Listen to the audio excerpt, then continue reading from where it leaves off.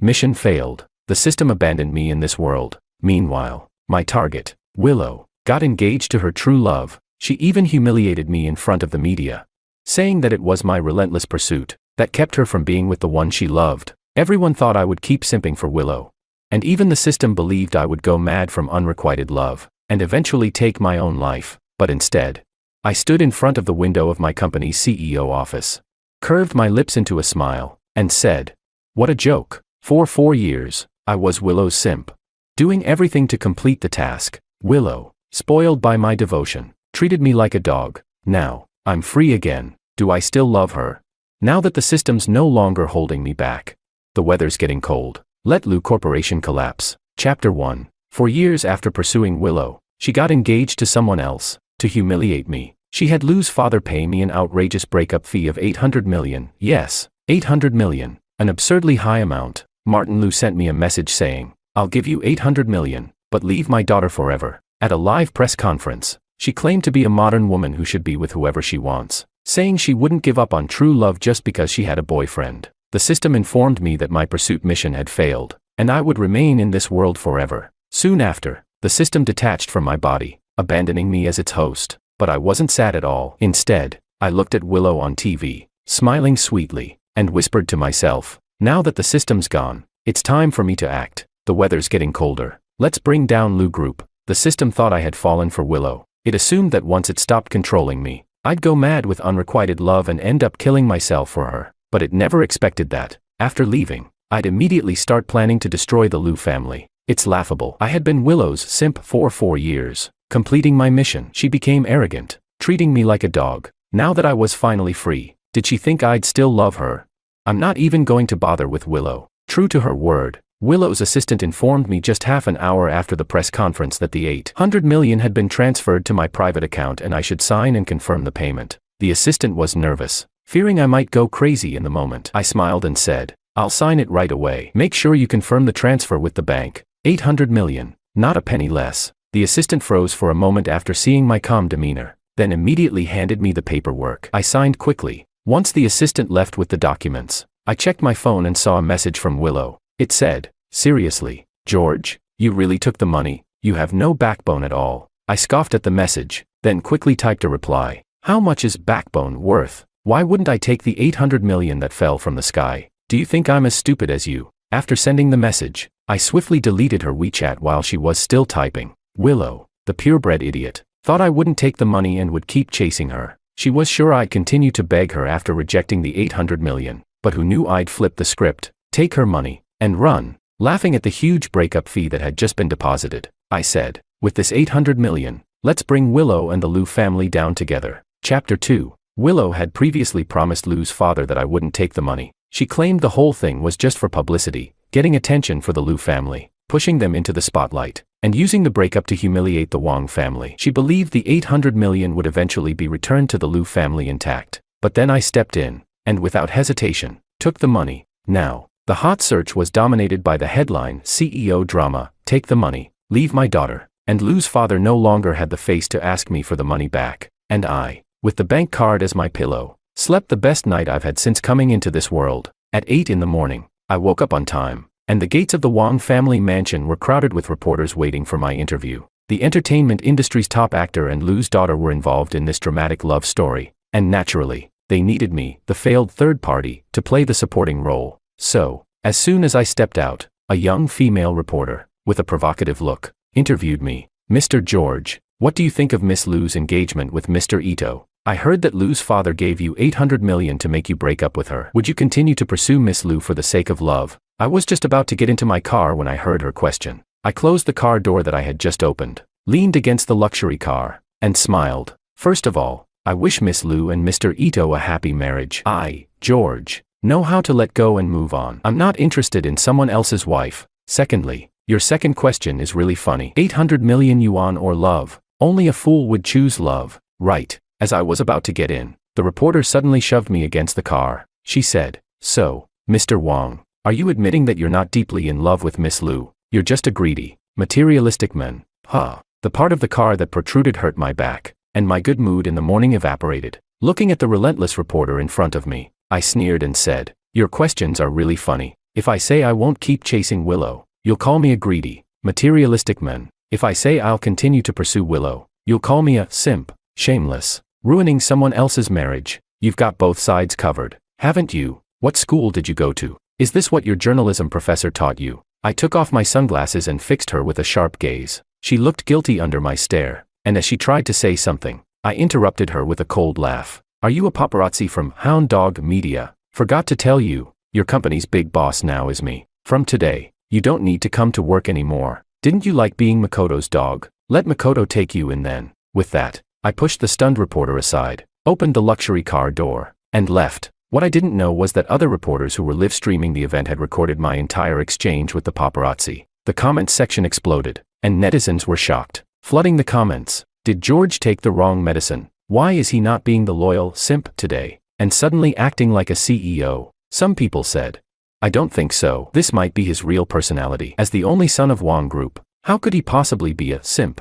Others said, exactly. He probably lowered his status before to pursue Willow. Now he's acting so cool. He's so handsome. Watching my confident and charming appearance, the comments quickly shifted from people expecting drama to them praising my true nature. I drove straight to the Wong Group building, ready to go to work. Before, I had always thought that once my mission was over, I would leave this world, and the Wong family would no longer have anything to do with me. So, at Wong Group, I was just a figurehead, not involved in any decision-making. Now that I was staying in this world, I was tied to the Wong family like a grasshopper on a string. So naturally, I had to take more responsibility. Before, my father saw that I was obsessed with Willow and had no time for Wong Group. So he had my paternal cousin step in to manage things. Now, I took the initiative, and it made my father breathe a sigh of relief. When I reached the CEO's office, I handed over the work to my paternal cousin, who rolled her eyes and said, now that you're not a simp anymore, you'd better start working properly. Okay, I'm leaving. If you need anything, just let me know. I nodded, not being polite, and handed her an invitation. Actually, I need you to do me a favor. My paternal cousin looked speechless. I continued. There's a party tonight at Lou's. They want to take back the 800 million they gave me and try to humiliate me. I need you to come with me and scold them. She frowned and said, what's wrong with the Liu family? Because of the 800 million, they've made you the target of online criticism. People are calling you a love scammer and a materialistic man who only got together with Miss Liu for the money. Now that the storm's passed, they want the money back. How shameless. I'll go with you. Let's see if I don't tear them apart. Chapter 3. My paternal cousin kept her word. That evening, she wore a wine-red dress and walked arm in arm with me, dressed in a sharp suit, confidently attending the party. Willow, on the other hand, was with her fiancé, Makoto. When she saw how radiant I looked, a flicker of displeasure crossed her eyes. My father had retired early, leaving the management of the Wong family business to me and my paternal cousin. So, as soon as we appeared, we were immediately surrounded by the bosses and clients. Exchanging pleasantries, my paternal cousin and I worked the room, quickly turning what would have been a dull atmosphere into something lively and energetic. Meanwhile, Willow, the supposed main character, found herself sidelined. Fuming, she walked over and, with a cold expression, mocked me. George, didn't I tell you to take the money and get lost? You're walking in here like you own the place. Are you still holding on to old feelings and planning to pester me? The atmosphere around us turned awkwardly cold. The boss who had been talking to me stepped back tactfully. I held my wine glass and feigned surprise, looking at her. Excuse me, didn't Martin Liu, Mr. Liu himself, send me an invitation to come? Who do you think you are, telling me to get lost? Is this the attitude of the little rich girl at home, throwing a tantrum in public? At my biting words, several bosses who didn't get along with the Liu family scoffed. My paternal cousin even held back a laugh. Willow froze for a moment. She didn't expect me to call her out so publicly, especially since I had been a doormat for her for 4 years, putting up with her every whim. Seeing me with such an imposing demeanor, she stammered, George, did you take the wrong medicine? Why are you speaking to me like this? I raised an eyebrow and smirked. Willow, I think you took the wrong medicine. You've got a fiancé, but you're still letting others simp for you. What's the deal? You like playing games? Just as she was about to argue, I cut her off. If that's not what you meant, then you're living in a fantasy. I'm the rightful heir to the Wong family. I was invited to this party, and now you want me to grovel to you, a little nobody with no money, no power, and whose only claim to luxury is your father's card. When did Liu family get so bold? Your father wouldn't dare speak to me like that. Who do you think you are? Do you want to die? Willow was about to retort but immediately shrank back when she heard my words. Makoto, sensing the tense atmosphere, humbly stepped forward, smiling weakly. George, I know it's all because of me that you and Willow have these issues. It's my fault. If you want to blame anyone, blame me. Don't blame Willow. All right. Seeing her fiancé defend her, Willow looked at Makoto with grateful eyes and said, Makoto, don't apologize to him. He's not worth it. Makoto gazed back at Willow, his eyes full of affection. He said grandly, if it helps Willow and George make peace, I don't mind admitting I was wrong. Watching them gaze lovingly at each other made me feel disgusted, and I was too lazy to speak. I was about to pull my paternal cousin away when a well-dressed lady from the side stopped me. Turning around, I saw it was Mrs. Chan, a close friend of the Wong family. Mrs. Chan looked at Makoto with disdain, and in a tone of someone much older, she frowned and said, Makoto, although you're an award-winning actor, this isn't a film set. Stop with the performance and speak plainly. There's no need to slander others behind their backs. She then turned to Mrs. Liu, who had just appeared, and loudly said, Mrs. Liu, I told you, actors may look good, but they're useless when it counts. Now look, he's acting like a clown in front of everyone. Mrs. Liu's face darkened, but out of respect for the Liu family's reputation, she didn't scold Makoto in public. Instead, she shot a harsh glare at Willow and muttered in a low voice, shameless, what are you still doing here? Mrs. Chan's family was powerful, and they were giants in a city's construction materials industry, far too important for the Liu family to afford offending. Thus, Mrs. Liu could only smile awkwardly, apologizing. Sorry for causing such a scene today. Mrs. Chan smiled brightly and responded, though Miss Liu has poor taste in men, she's a kind-hearted person. She even gave George 800 million. What a real-life goddess. With just a few words, Mrs. Chan made Mrs. Liu feel embarrassed enough that she dropped the topic of the breakup money. Mrs. Liu awkwardly laughed, told everyone to enjoy the evening, and quickly exited. Watching Mrs. Liu leave in such an uncomfortable state, Mrs. Chan couldn't help but scoff. She still has the nerve to cause trouble for our George. Doesn't she know her own worth? Thankfully, George woke up before it was too late. If he had married into Liu family, we'd be suffering right now. I chuckled and added, exactly. Makoto can't compare to my brother-in-law. Sis, when are you and brother-in-law getting married? My sister blushed, and with a shy smile, she said, we're getting married this November. Mom, thanks for sticking up for me. Mrs. Chan, with a delighted expression, smiled at her daughter-in-law and chatted with her. Meanwhile, I walked over to the outdoor balcony, lost in thought about what to do next. Chapter 4. To pursue Willow. I had spent quite a lot of effort over the past 4 years. Back then, Willow was studying abroad. To get closer to her, I specifically applied to the same country's university. The reason I didn't apply to the same school was that I didn't want to end up at some obscure university like she did. At that time, the Liu family was still new money. Willow's grades were poor, and it was I who helped her write her papers, allowing her to graduate. Later, when we both returned to China, she told me that her true love had grown up in poverty and his biggest dream was to open his own studio. To win her favor, I went through the trouble of finding a location and managing the business, eventually opening a company for Makoto. Then, Willow told me that Makoto's real dream was acting, but the Liu family had no connections in the entertainment industry and asked me to help him out. At that point, I was already about to slap Willow, but for the sake of completing the mission, I swallowed my anger and helped turn Makoto into the hottest idol in the entertainment world. I thought that, given our families had a verbal agreement of marriage, Willow was just an outsider, and she wouldn't be able to stir up much trouble. Who would have thought that Willow, this brain-dead girl, would really want to marry him? And that Liu father and Liu mother would actually condone her actions.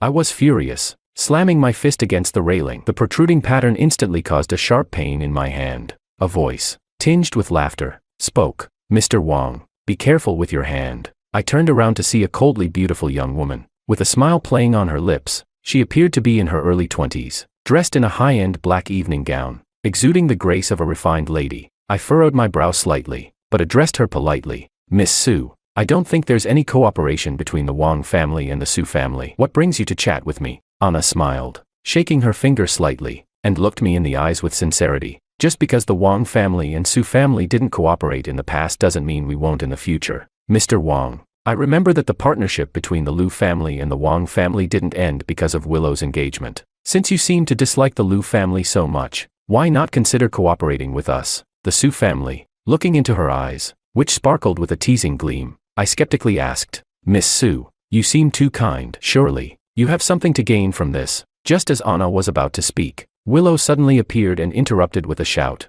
Well, George, no wonder you changed so quickly. I thought you were seeing someone else. Frowning, I looked at Willow and said, no, you're the one who's engaged. How about you go away and stop acting like a jealous girlfriend? If you're going to start a scene, just leave. After I spoke, Mrs. Liu, who had heard the commotion, rushed over and pulled Willow away, apologizing to Anna with a smile. Anna rolled her eyes in impatience and waved Mrs. Liu off. I glanced disdainfully at the obsequious Mrs. Liu and immediately agreed to Anna's proposal for cooperation. The resources I had now could severely damage the Liu family's prospects, ensuring they couldn't rise in the next 20 years. However, I didn't want to drive them to bankruptcy completely, but the humiliation I had suffered over the past 4 years had strengthened my resolve to see the Liu family fall. Anna, noticing my furrowed brow, smiled and said, "I can see Mr. Wang doesn't want to stay here any longer. I'm not too fond of the atmosphere either. Why don't we leave? Would you mind escorting me home?" Seeing Willow glaring at me with an angry face from a distance,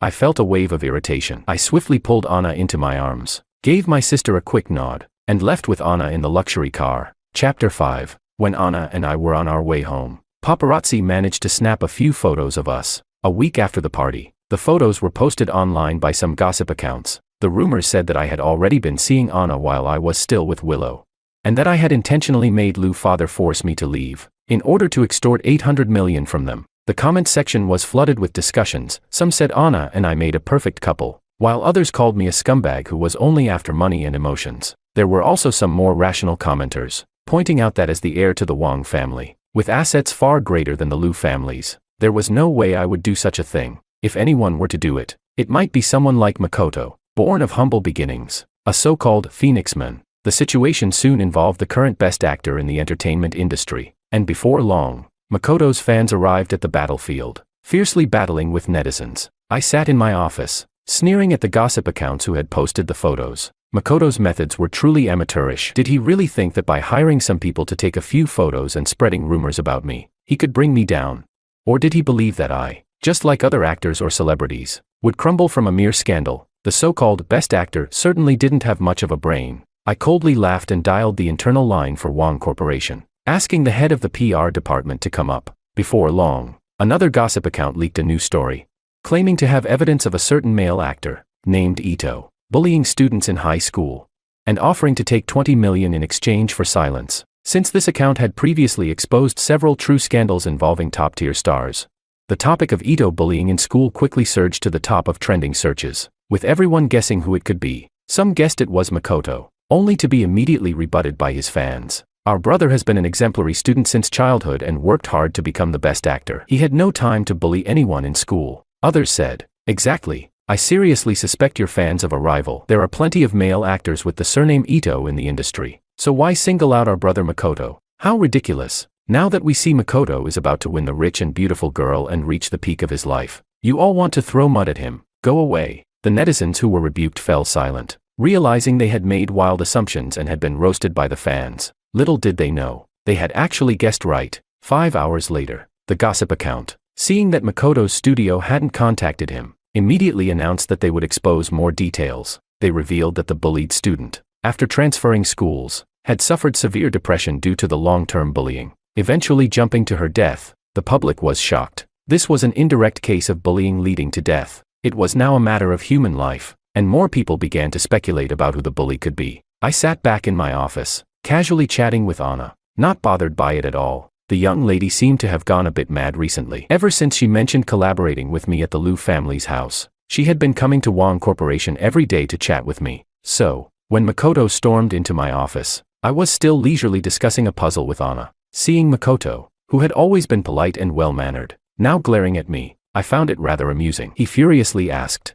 "George, you bastard, what's your game? Why did you let the gossip accounts leak those rumors about me?" I remained calm, not even flinching as I continued to put the final piece into the puzzle. I was used to this. I finished the puzzle and stood up. Makoto had always had a bad temper, and back when I helped him start his company to please Willow, I had taken a lot of his nonsense. Now, without the system's constraints, it was time for me to settle the score and get my revenge for the humiliation I had suffered. I turned around, calmly picked up the coffee on my desk, and smiled at him.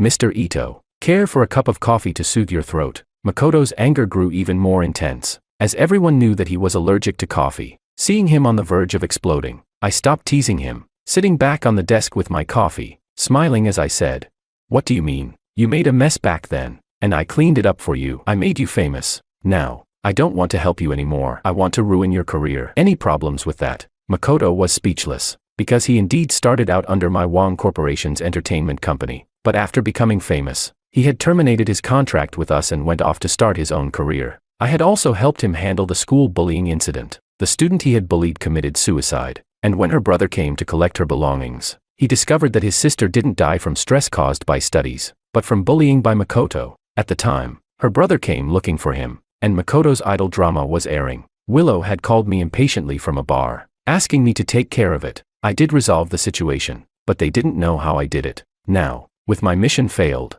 it was time to tear my mask off and confront Makoto directly. Looking at Makoto's furious face, I smiled and said, "If you don't want me to expose your school bullying, it's simple, 20 million. I already took all the Liu family's cash as my severance pay, so you'll have to pay out of your own pocket. Besides, only Willow and I know about the bullying. Your mother-in-law doesn't know, does she? Do you think she'll still let such a scum marry her daughter when she finds out?" I smiled as I watched his trembling hands. 5 minutes later, Makoto stormed out of the office, and I reminded him with a grin. "Don't think you can settle things with the victim's family privately. You probably can't even find them now." My tone turned cold as I added, "The best way for you is to pay up honestly." Makoto collided with his assistant, who had just entered, and left in a hurry. Anna was about to speak but was interrupted by me raising my hand. I smiled and turned to the assistant, asking, 20 million. Half as compensation for your sister, the other half I'll make Makoto pay for with blood. The assistant, or rather, the brother of the bullied student, looked up, tears in his eyes, and bitterly smiled.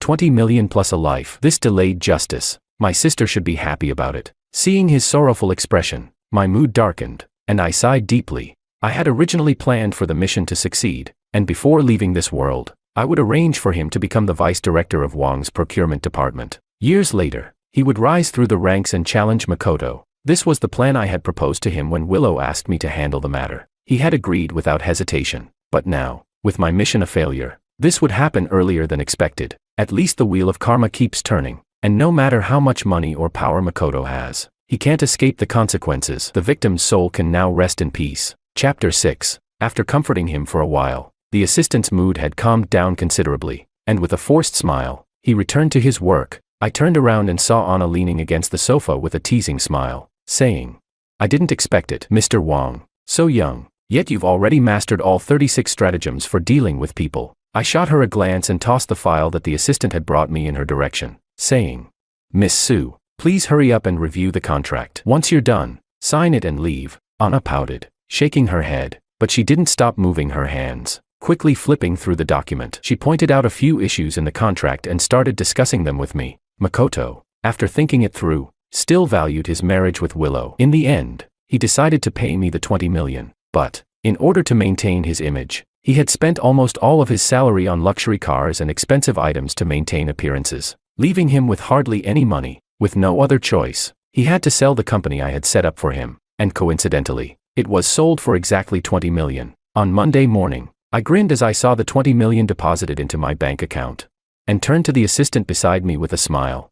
"Since you've chosen the company over the 20 million, you'll need to manage it well. Now that you have full control, the company will give you an annual dividend of 500,000. You need to live your life well too." The assistant nodded, and we exchanged a look and smiled. That's right. I had arranged for someone to buy Makoto's company with the 20 million. It had been my idea and effort from the start, so I wasn't going to let Makoto take credit for my work. Now, handing it over to the assistant was also a way to atone for Makoto's actions. After receiving the money, the gossip accounts kept their word and stopped leaking any further information. With no more gossip to stir the pot, the crowd dispersed. In the end, only Makoto was left hurt by this whole affair. The 20 million bought a moment of peace, and Makoto paid the price for his actions. As for Liu Mother, she had no idea about any of this. As a rising star in a city, Liu Mother, in order to flaunt her status, decided to host a grand banquet, inviting all the elites of a city. As the head of Wong Corporation, I had no choice but to attend the wedding. However, as her ex-boyfriend,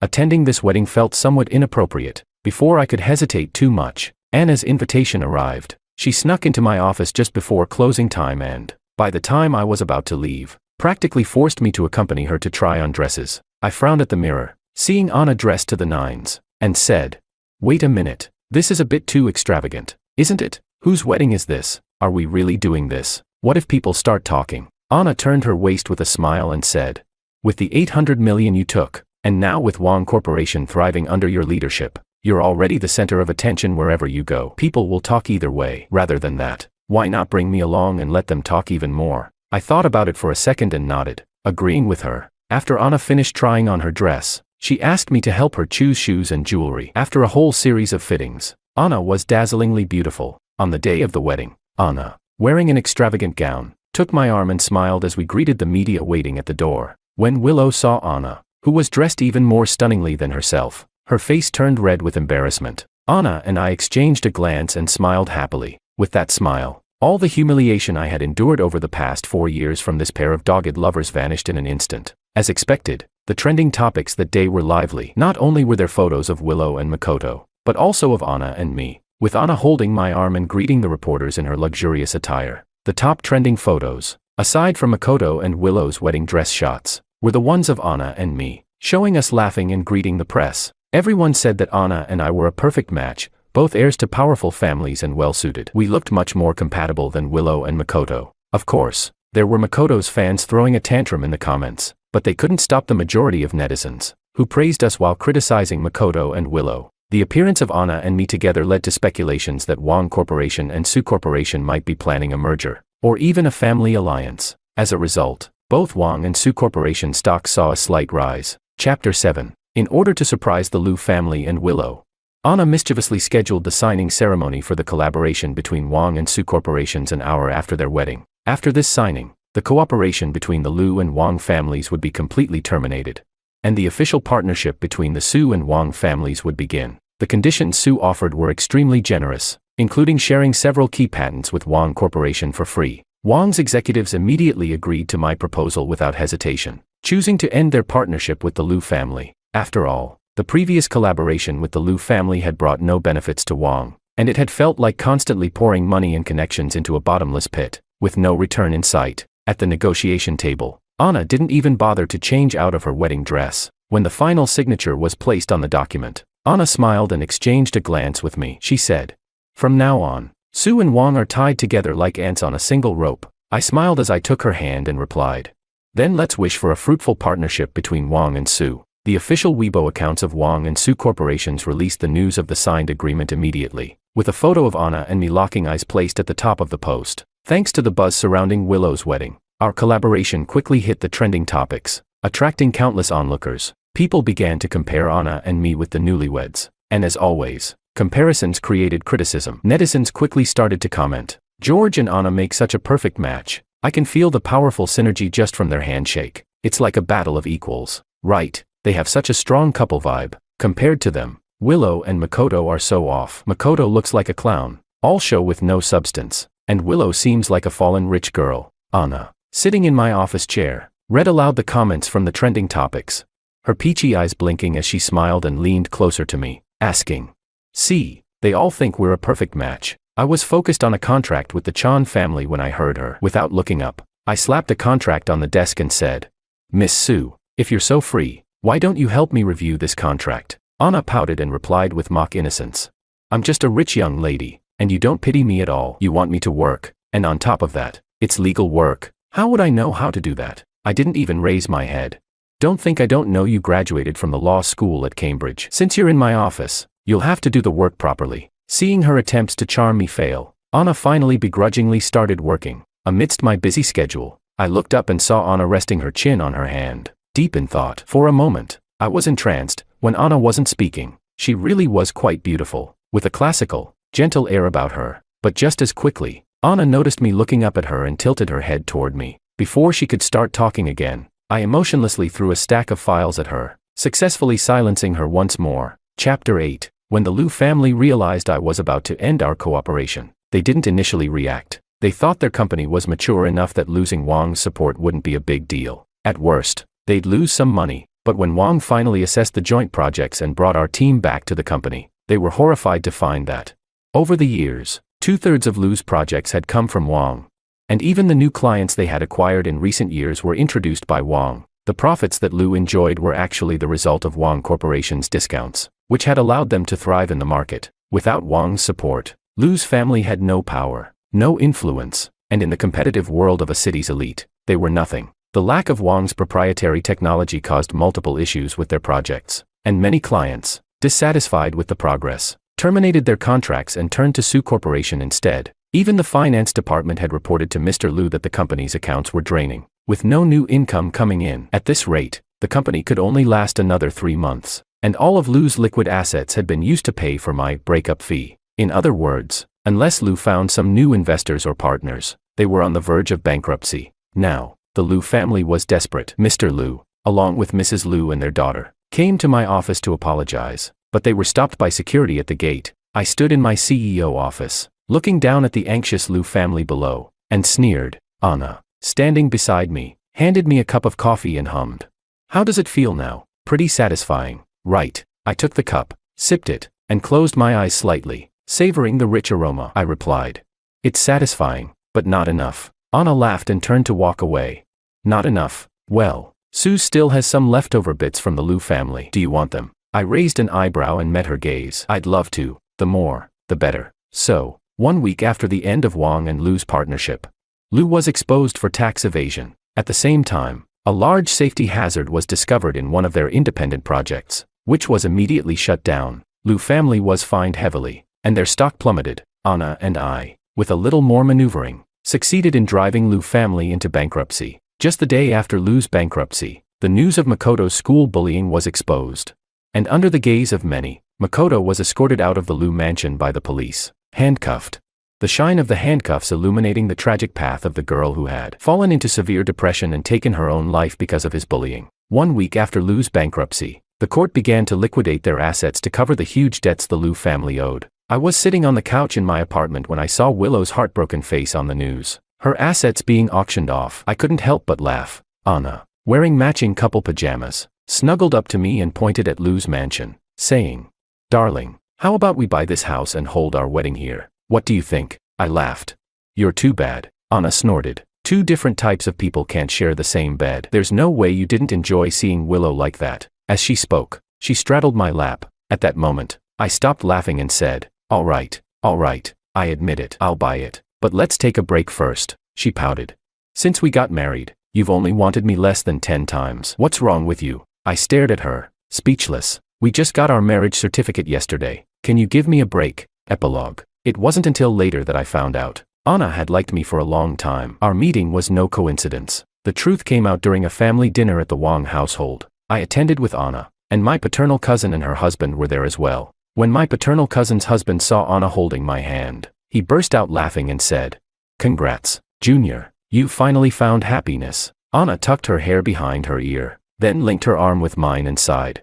"It was tough, but at least the ending is good." They clinked glasses, leaving me and my paternal cousin bewildered, exchanging confused glances. After her husband left, I asked Anna, "What was that about?" I didn't get it at all. A trace of grievance flashed across Anna's beautiful face. She said, "This goes back to 5 years ago, when I met a charming, handsome man in the scenic city of Cambridge." Before she could continue, I quickly covered her mouth and said, "Stop making up stories. Let's just have a normal conversation." That night, after much effort, I pieced together the real story from Anna's evasive words. At that time, I had applied to Cambridge Law School through my own efforts. Due to the overwhelming academic pressure, I was busy all the time. Meanwhile, Willow, that pretentious girl, began creating problems for me, asking me to write all sorts of things for her. I had just finished my assignments and was sitting in a cafe near King's College, trying to enjoy a brief respite, when Willow sent me a message saying she was going out to a club and didn't feel like writing her paper. She asked me to help her out, in the spirit of finishing tasks quickly to go home sooner.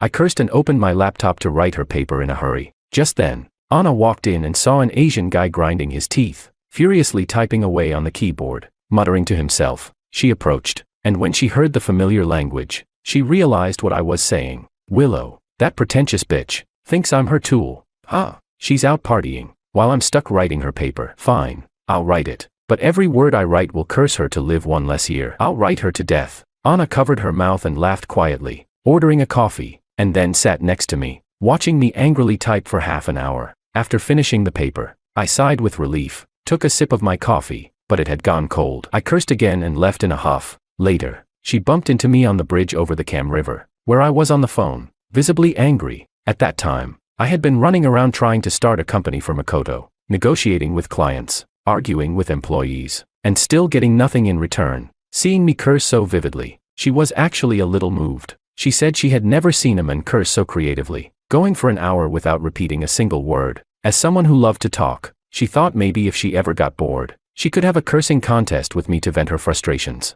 That's how she got drawn in and started following me around. But she didn't dare be too direct, just dropping little hints of affection. Until one day, a professor asked her, "Anna, it seems like you have someone you like." Anna bit her lip and replied, "Yes, professor, but he seems a bit slow. He hasn't even noticed me." The professor, seeing her careful attitude, sighed and said, "Anna, I know that girls from your country may be more reserved, but I want to tell you this: if you fall in love, don't easily give up the opportunity. Being proactive might lead to some regret, but hesitation could lead to a lifetime of regret." But Anna shook her head sadly. She couldn't express her feelings in that situation. I was puzzled and asked, "So, you waited for me for 4 years like a quiet little cabbage, all the while watching me chase after Willow?" Anna's face flushed, and she snorted, "Not just that, I even saw you putting all your heart into Makoto's business." I frowned and gestured for her to stop revealing my embarrassing history. Anna shook her head and continued, "Later, my liking for you became the unspoken secret of the law school, but you were always so busy that you didn't have time for love. After I graduated and returned home to take over the family business, my first independent business deal was a negotiation with a very difficult client, which I managed to close thanks to Anna's help. She had asked Sue's father to raise the price, which allowed me to secure the deal. From then on, my father began training me as the heir to the family business, and Anna was secretly happy for me. When Willow and Makoto got engaged, Anna thought I would be heartbroken, and she planned to comfort me and seize the opportunity to become the Wong family's wife. But to her surprise, I quickly adjusted my mindset, and at Lu's family banquet, I looked like I was ready to take down everyone. So, Anna wisely changed her approach, decided to team up with me, and take down the Lu family. I gladly agreed. And the wheels of fate began to turn. Anna and I became more connected, and she started appearing more frequently in my life. Finally, after 5 long years, Anna and I were truly together. I also bought Lu's mansion, which had gone bankrupt, and held our wedding there. At the wedding, I knelt on one knee, and with the witness of our parents and teachers, I began my new life with the girl who had secretly loved me for 5 years. We started our journey of happiness together. The night before my 30th birthday, I received a call from Zoe, asking me to meet her at the Civil Affairs Bureau the next day. She specifically told me to wear a suit, bring flowers, and carry my ID. I was both excited and in disbelief, rushing to her place that very night, wanting to ask her face to face, but instead, I overheard a conversation between her and Ezekiel. "You're really bad, thinking you can use a fake marriage to trick Daniel. You liked it too." As soon as I mentioned it, you agreed. Ugh, stop being so annoying. Seriously. Hearing their teasing inside, I felt a chill run down my spine. The next day, I wore a suit, held flowers, and carried my ID, arriving on time at the Civil Affairs Bureau. What greeted me were the mocking smiles of Zoe and Ezekiel. I smiled too. What Zoe didn't know was that the bride I was about to marry wasn't her. Chapter 1. Daniel, I was just joking. Why did you take it so seriously? Zoe covered her mouth and smiled at me. Her childhood friend, Ezekiel, looked at me with disdain. Daniel, use your brain. How many times have you been tricked now? I remember telling you that Zoe wasn't ready to get married, that she wasn't done playing around. Yet, you fell for it again. You really are hopeless. Zoe's face darkened. Ezekiel, what are you talking about? Daniel loves me. That's why he falls for it every time. I won't let you call him stupid. She turned back to me and smiled. Daniel, today is your birthday, and I'm giving you this surprise to make it unforgettable. I pursed my lips and looked at Zoe, my hands clenched tightly at my sides. So, she did remember it was my birthday. If I hadn't overheard her and Ezekiel's conversation last night, I might have forgiven her, but now, I wouldn't. I flashed a smile at Zoe and said flatly, "Thank you. I really like this birthday surprise." My gratitude was genuine, because she had shown me her true colors, and now I no longer had any illusions about our future together. Ezekiel grinned, walking over to Zoe and grabbing her hand, completely ignoring me. "I told you." He wouldn't get angry. "You didn't believe me." Zoe tried to pull her hand away but couldn't. She gave in and let Ezekiel hold her hand, explaining to me, "Ezekiel and I grew up together, like brother and sister. Don't misunderstand." I wasn't misunderstanding at all. I waved my hand dismissively. What Zoe and Ezekiel had between them no longer mattered to me. Maybe sensing my discomfort, Zoe quickly walked over and grabbed my hand, the same hand Ezekiel had just held. A wave of disgust washed over me. "Daniel, I've booked a birthday party. Let's go now." I shook my head and pulled my hand away from hers. "Sorry, I have other things to do." 8 years of love. Today was the first time I had rejected Zoe. Zoe stood frozen, Clearly not expecting me to turn her down, she was about to speak, but Ezekiel grabbed her hand. Since Daniel has something to do, let's go ahead. It's still early, we can go shopping. He winked at Zoe. Zoe looked at me, hesitating for a moment before agreeing. Daniel, Ezekiel and I will go ahead. You can come later. I've already sent the address to your phone. Come on, let's go. Ezekiel pulled Zoe away. Chapter 2. I watched the two of them walk away, feeling neither pain nor tears, because the pain that should have been felt was already felt last night. The tears that should have been shed were already shed last night. My connection with Zoe began in school. I was the model student. She was the troublemaker, always skipping class and hanging out with people from the streets, following Ezekiel around. In an attempt to straighten her out, the teacher assigned me to be her desk mate. At first, she sneered at me. No matter what I said, she always gave me a look of impatience, sometimes even yelling at me. You're not my dad. What right do you have to tell me what to do? It wasn't until that day, after school during self-study, when she was cornered in an alley by a group of thugs. To save her, I ended up getting beaten and collapsed on the ground. Unable to get up, she knelt beside me, crying, Daniel, please don't be hurt. I'll listen to you from now on. I stayed in the hospital for a month, and she visited me every day. When she left, her eyes were always red. When I was discharged and returned to school, she distanced herself from Ezekiel and stuck to me. I was glad to see her change, and I helped her with her studies as much as I could. Eventually, she was accepted into university. On the day she received her acceptance letter, she confessed to me, Daniel, you're the one who changed me. You're the only one who has truly cared for me. I like you. Will you be my boyfriend? The hopeful yet fearful look in her eyes, as if waiting for me to accept, deeply moved my heart. I agreed, and we became a couple. She followed me around every day, becoming my little shadow. Our classmates admired how close we were, joking that we'd definitely get married as soon as we graduated. But 8 years passed, and we still hadn't tied the knot. Maybe when Ezekiel reappeared in her life, I should have realized this day would come, because she didn't reject Ezekiel's advances. On the contrary, she seemed to enjoy them. I told myself they were childhood friends, grew up together, and that feelings like that couldn't just fade away. But I never expected she would agree to Ezekiel's idea of a fake marriage to deceive me, and that it would happen on my birthday of all days. I loved her for 8 years. But in her eyes, I was nothing but a joke. If I hadn't heard it with my own ears, I wouldn't have believed that the woman I loved for 8 years could treat me like this. Haha. I'm such a fool. After receiving her call, I fantasized about the happiness of marrying her, but now, I feel no anger toward Zoe, only disappointment, and even despair. The Zoe who once swore to spend the rest of her life with me is gone, the Zoe of today. I can't love anymore. Screech, the sound of a car braking sharply pulled me out of my thoughts. Sorry, I'm late. I turned my head and smiled. No, I just got here too. Her name was Ondine, a girl I've known since childhood, and she was the bride I was waiting for today. Ondine took my hand, the warmth of her palm reaching my heart. No matter what happens, I'll always be here for you. I tightly grasped her hand in return, feeling grateful. At least I had her by my side. After I left Zoe's house last night, I went to a bar to drown my sorrows alone. Ondine heard about it and rushed over, staying by my side as I cried in her arms. She took the drunk in me home, tending to me, washing my face, washing my feet, and staying up all night, worried that I might get thirsty and need water. Once, people had expected us to be a couple, including our parents, but when I was with Zoe, my parents completely disapproved, and we had a huge argument. It was Ondine who stayed by me, urging me to go home and make peace with my parents. I was very grateful to her.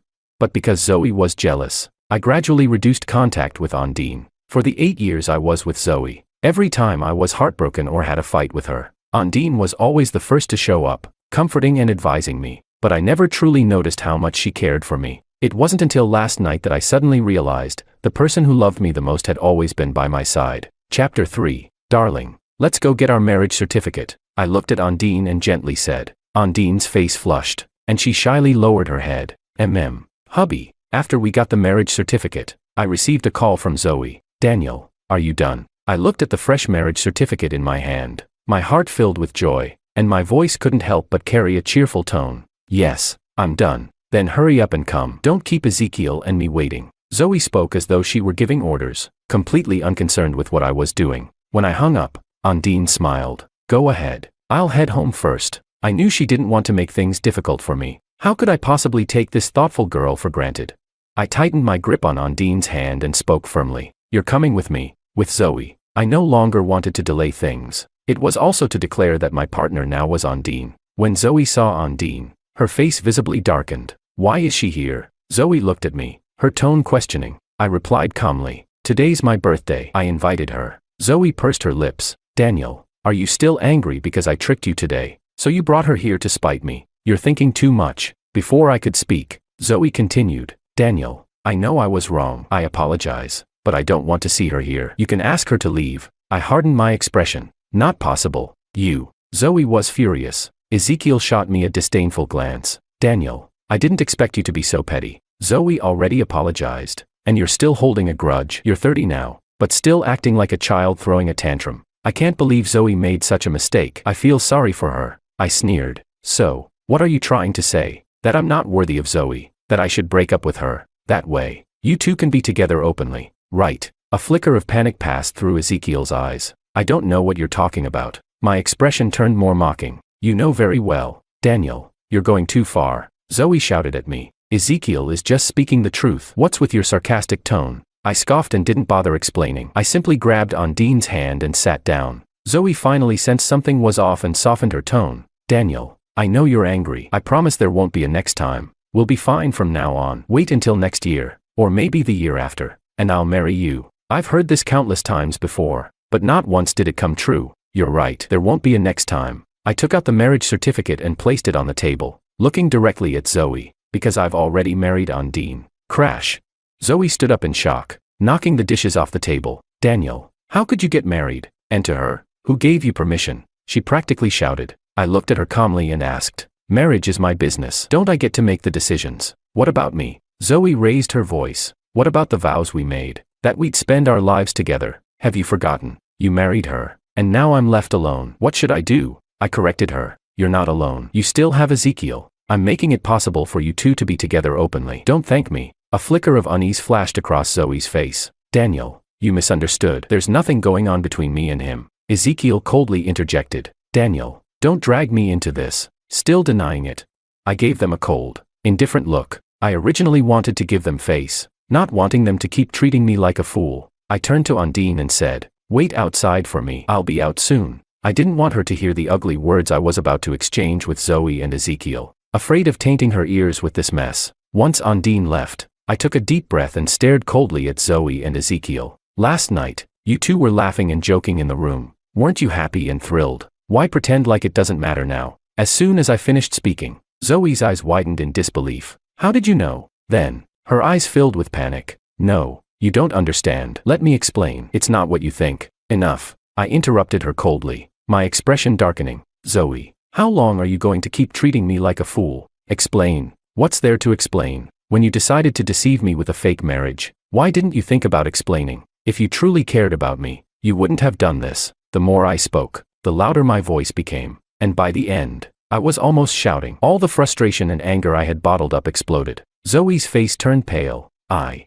She couldn't find the words, only looking at me with a pitiful expression. The disgust in my heart almost made me want to throw up. I turned to leave. No. Chapter 4. Zoe rushed over and clung to my legs. Daniel, don't leave. I can't live without you. She hugged my legs tighter, speaking at an incredibly fast pace. I know I was wrong. Please forgive me. As long as you don't leave me, I promise I'll listen to everything you say from now on. I'll do whatever you want. I looked down at Zoe, her eyes red and her face blurred with tears. In the past, I would have immediately pulled her into my arms to comfort her. But now, there was not a single stir of emotion in my heart. Zoe, some things are one time too many. I can't forgive you, and I can never trust you again. With that, I pulled my legs free, causing Zoe to fall to the ground. Zoe, Ezekiel rushed over, helping Zoe up, and pointed at me, loudly accusing me. Daniel, Zoe just made a mistake that every woman makes. What right do you have to blame her? I was shocked by Ezekiel's shamelessness. I didn't think there were people this shameless in the world. Shut up. What right do you have to accuse Daniel?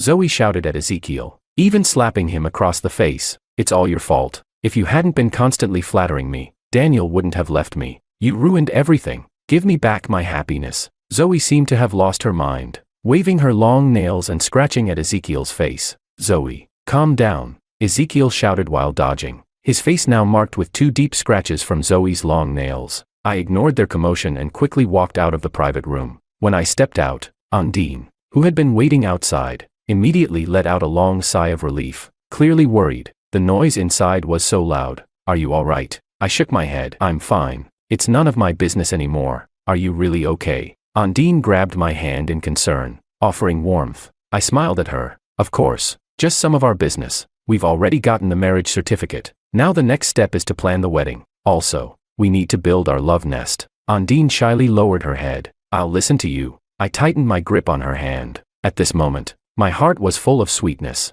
but I didn't take Undine back to my place because there were too many traces of Zoe at home. Bringing her back would feel like an insult to her. Although Undine said it didn't matter, I cared. I wanted to give her something better, just for the two of us, our own love nest. I drove Undine home, kissed her goodbye, and then drove back alone. The moment I opened the door, I saw Zoe. She was sitting on the couch, her hair disheveled, with a clear slap mark on her face. Ezekiel's doing. Daniel, you're back. Zoe stood up from the couch and quickly walked toward me. Stop. I stopped her. You're just in time. Pack up and move out as soon as possible. I won't. Zoe crossed a few steps to stand in front of me. Daniel, I don't believe you're this heartless. We've been together for 8 years. Not 8 days. Not even 8 hours. I don't believe you've truly let go. I looked at her with a calm tone. You can choose not to believe it, but I'll make it clear. I've completely let go. A more accurate way to put it is that I've given up. I don't believe it. Zoe screamed, lunging at me and tearing at my clothes. I don't believe you've given up on me. You still care for me. I'm sure your heart still burns for me.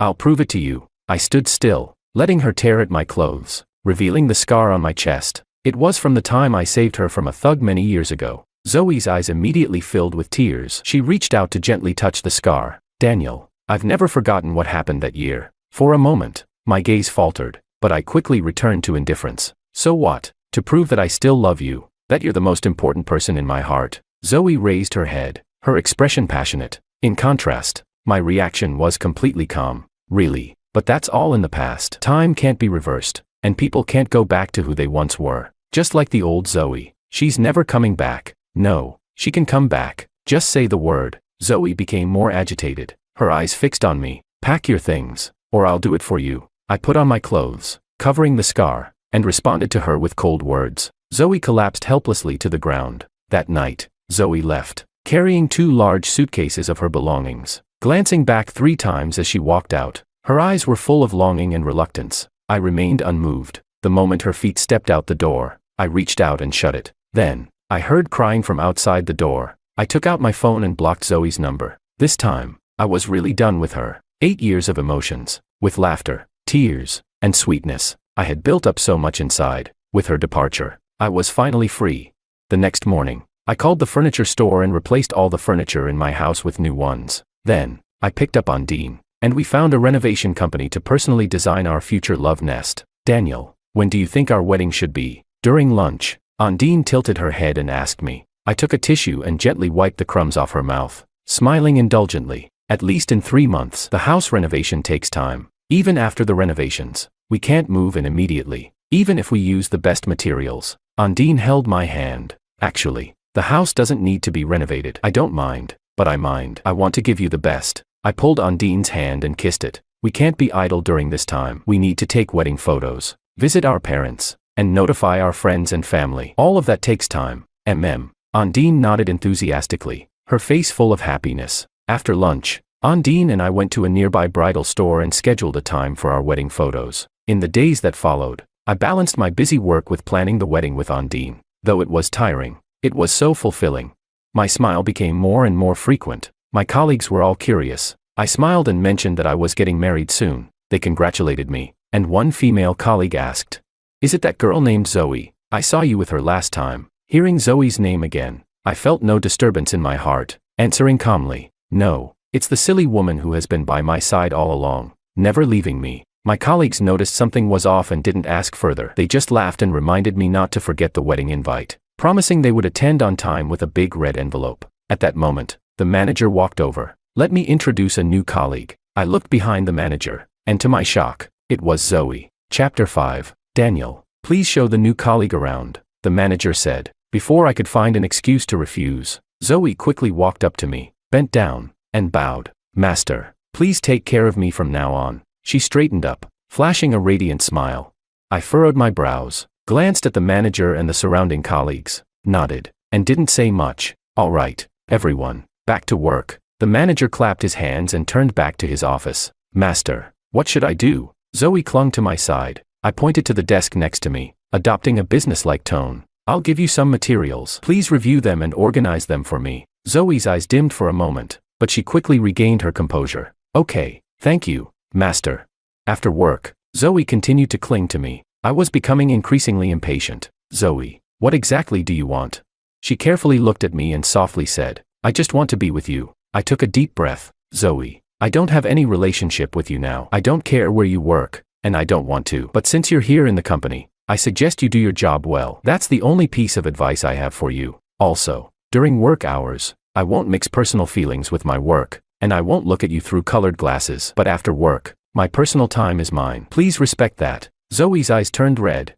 I'm sorry, she apologized while running off, her steps unsteady. I thought Zoe had finally listened to me, but I still underestimated her. Except for not clinging to me after work, during work hours, wherever I went, she followed me. Even if I went to the bathroom, she would wait outside the door. I was incredibly frustrated. Several times, I asked the manager to change her mentor, but the manager just laughed and said, the capable take on more work. Just guide her more, and I'll talk to her later. But it was all in vain. Zoe continued to do things her way. The tasks I gave her were left undone. Every day she just leaned on her desk, watching me, bringing me tea, cleaning my desk. I stopped paying attention to her. With her behavior, she definitely wouldn't pass her probation period. I told myself to just endure, and it would pass. But I never expected things to come to a head so quickly. One time, while serving me water, Zoe accidentally spilled it on my white shirt, exposing the scar on my chest. Her eyes immediately softened, and she whispered, Daniel, do you remember? This scar is what brought us together and bears witness to our 8 years of relationship.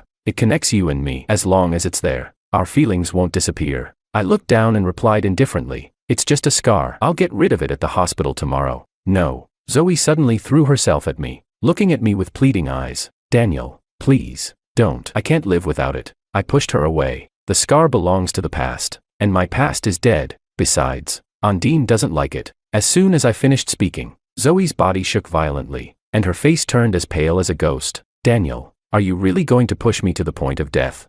She looked at me with hopeless eyes. Whatever. I muttered and turned to go to the bathroom. After that day, Zoe never came back to work. I felt a sudden lightness, and during the weekend, I went to the hospital. The doctor said the scar had been on my body for too long and would be difficult to remove. I asked the doctor to use any method possible, but to make sure the scar was gone. I didn't want to carry it around any longer. After leaving the hospital, I saw Zoe again. She was standing across the street. It had only been a few days, but she seemed like a completely different person. Her complexion was dull, her hair dry and lackluster, and she had lost a lot of weight. I finally found you. Come with me. I saw Ezekiel appear beside her, grabbing her wrist and pulling her along. She didn't struggle, only gazed at me. Her eyes were filled with despair. After they left, a photo slowly drifted down to the ground. I walked over and picked it up. It was a photo of me. In the photo, I was shirtless, and my scar was clearly visible on my chest. After that day, I never saw Zoe again, until one business trip. After finishing a partnership discussion, the client insisted on showing me a good time. I reluctantly agreed, planning just to sit and leave, but at the door, I saw Zoe. She was dressed provocatively, clinging to a middle-aged man with a balding head and a protruding belly. When she saw me, her body froze for a moment, and then she struggled violently, only to be slapped by the man. Bitch, I paid for you. Ezekiel suddenly appeared, first apologizing to the man and then pointing at Zoe, scolding her. What the hell is this? I told you to entertain Ma, and you do this. Get up. If you don't satisfy him tonight, I'll deal with you. Zoe didn't speak, just shook her head continuously, her eyes fixed on me, teary and blurred. I stood there, unmoving. Zoe's gaze slowly became more desperate. It's not the first time. Why are you pretending? Ezekiel grabbed Zoe's hair and yanked her up, slapping her hard on the face. Go with Ma. Zoe's hair was messy, and her right cheek was marked with a clear slap print. Enough. The man called Ma waved his hand impatiently. I don't like forcing things. If she's unwilling, forget it. You've ruined my mood. What a disappointment. Ezekiel's face immediately turned obsequious as he nodded and apologized. I'm so sorry, Ma. I promise next time we'll make it up to you. Once the man left, Ezekiel's face turned dark, and he kicked Zoe to the ground. You ruined a big business deal tonight. Do you know how much I lost? Zoe curled up on the ground. Ezekiel wasn't done and kicked her twice more. I warn you, next time if you don't listen to me, I'll kill you. After he finished, he kicked Zoe one last time and walked away. Seeing this scene, The client no longer had the desire to show me around. I'm really sorry. This isn't a good time. Let me take you back to the hotel to rest, the client said. I looked at Zoe, who was struggling to get up and stumble toward me, then shook my head and declined the client's offer. No trouble. I want to walk around and burn off some of the food. Okay, I'll leave you to it. Take care. After the client left, I turned and stared at Zoe as she approached me. Daniel. Zoe's lips trembled, her cheeks swollen and bruised. Chapter 6. Why take up this kind of job? My voice was calm, but I felt anger in my heart. I despised how she was degrading herself. Zoe gave a pitiful smile. Because you don't want me anymore, and I don't know what the point of living is anymore. She boldly looked up at me. I froze, silently for a while before saying, your life shouldn't be like this. Leave Ezekiel and start a new life somewhere else. A light sparkled in Zoe's eyes. Are you worried about me? I nodded. Yes. Zoe smiled. It was no longer the pitiful, despairing smile from earlier. It was a smile filled with newfound hope, as if she had rekindled her belief in life. The next day, I saw Zoe standing outside the hotel. She had washed off the heavy makeup she used to wear. Daniel, I'm here to say goodbye. I asked her, where are you planning to go? I don't know. I'll just go wherever life takes me, she said, her eyes still hopeful as she gazed at me. I knew what she was hoping for, but I didn't say anything. I didn't want her to keep degrading herself, but I also didn't want to have any further ties with her. Zoe's light faded, and a forced smile appeared on her face. Daniel, I'm leaving now. Thank you for loving me for 8 years. I watched her walk away, pulling her suitcase. Suddenly, I remembered something. Wait. Zoe turned around quickly, her eyes filled with surprise and hope. I took the photo I had found earlier from my pocket. I'm returning this to you. Since I was cutting ties, I wanted to do it completely. I didn't want, nor could I afford, to betray Ondine's love. Zoe's eyes reddened as she reached out, trembling, to take the photo. Suddenly, a loud yell came from behind. Ha! I wondered where you were all morning. Turns out you're meeting with your old lover. You shameless woman. Come back with me. Let's see how I deal with you. Ezekiel stormed over, his face twisted in anger. Zoe shrank back, clearly frightened by his outburst. It was obvious she had suffered a lot at his hands over the past few days. I stepped in front of Zoe to stop him from grabbing her, staring coldly at him. Ezekiel, in his rage, began to laugh maniacally. Daniel, you're really something. Even now, you're protecting her. Do you know how many men she's been with lately? From top to bottom, she's filthy. At these words, Zoe's face turned as white as a sheet, and her eyes filled with terror as she looked at me. So what? I said, keeping my composure. What I had witnessed the night before had already prepared me for this moment. Ezekiel's face darkened. Daniel, are you really set on opposing me? You're trying to take away my cash cow. I looked directly at Ezekiel, speaking slowly, one word at a time. She is a person, not your cash cow. Fine, fine. You'll regret this. Ezekiel glared at me with malice, before turning and walking away. Daniel. Zoe looked at me, her eyes filled with gratitude. I turned away, refusing to meet her gaze. Let's go. I'll take you to the airport. Before leaving, Zoe took out her phone. Daniel, can we stay in touch after this? I answered her. Go through security. Your flight's about to board. Zoe dropped her phone hand, her voice choked with tears. I understand. At that moment, Ezekiel ran at me, brandishing a knife. Daniel, you've cut off my income. I'm going to kill you. Watch out. Zoe leapt in front of me, blocking the blade with her chest. She collapsed softly to the ground. Ezekiel yanked the knife out, ready to stab me again, but security arrived just in time and pinned him down. I rushed to Zoe, pressing my hands against her chest to stop the bleeding, shouting at the crowd, call an ambulance. Daniel. Zoe's voice was weak, and she reached out, trembling, to touch my face. 8 years ago, you saved me. 8 years later, I'm returning the favor. Tears filled my eyes involuntarily. Don't say anything. The ambulance is on its way. You're going to be fine. Zoe smiled weakly. Daniel, I feel so cold. Can you take me home? I don't want to be buried here. Don't talk like that. You'll be fine. Promise me. Zoe tightened her grip on my hand. Okay, I promise. That's good enough. Zoe smiled one last time, her expression full of peace, before she collapsed into my arms. The ambulance arrived, but it was too late. I held Zoe's lifeless body. Her body was still warm, but she no longer breathed. Afterward, Ezekiel was convicted of manslaughter and sentenced to life in prison. I kept my promise and took Zoe's ashes home, burying them in the largest cemetery. On the day of her funeral, I stood quietly by the tombstone, looking at her photo. 8 years was a long time, enough to change a person. She had lost the person she once was, getting lost in Ezekiel's manipulative flattery. Though she had finally woken up, it was too late. A hand reached over from the side, tightly gripping mine. It was Ondine. She didn't say anything, just looked at me softly. I held her hand in return. The past was gone. I would cherish the person in front of me.